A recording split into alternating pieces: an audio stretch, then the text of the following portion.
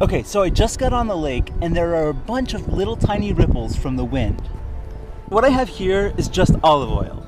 Let's put it in.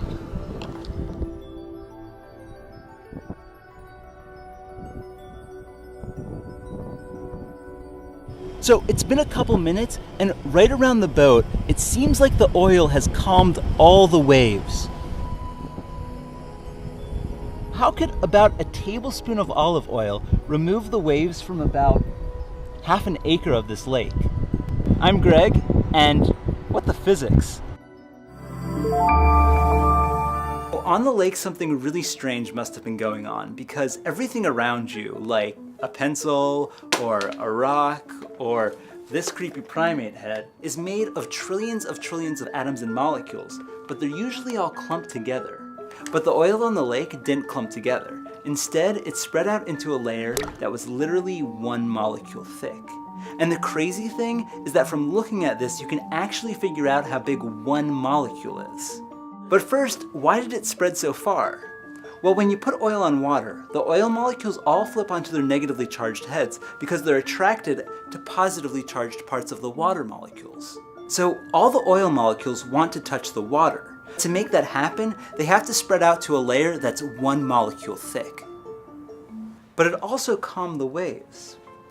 Benjamin Franklin, a leading author, politician, and a founding father of pranking people using this experiment, would carry around oil in his bamboo walking cane and would show people how he could magically calm the waves of streams. Sailors caught on too and began leaking oils, sometimes all their cooking oils, into stormy seas, which made for some smooth sailing, but left them with some pretty lackluster baked goods.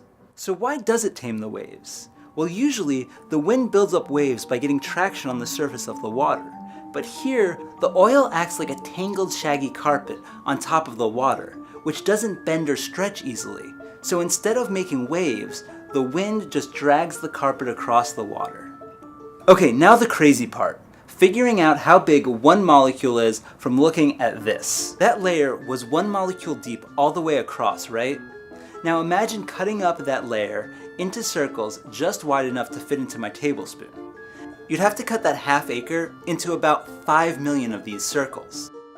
Now, imagine stacking those circles on top of each other in the tablespoon, which is about a centimeter high. So that's 5 million layers in 1 centimeter.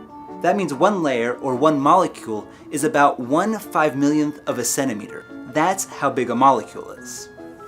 You might think, how interesting, but totally useless to me. Actually, if you put that one molecule thick layer of oil, or a smaller molecule like magnesium fluoride, on top of a pane of glass, you'll make what's called invisible glass, which has very little reflection. That's because the reflection off the glass and the reflection off the one molecule thick layer on top of the glass partially cancel each other out.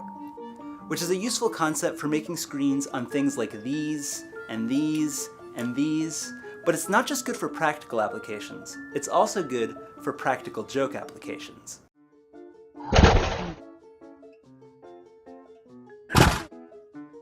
Thank you, science. Ben Franklin would be proud. If you would, please subscribe.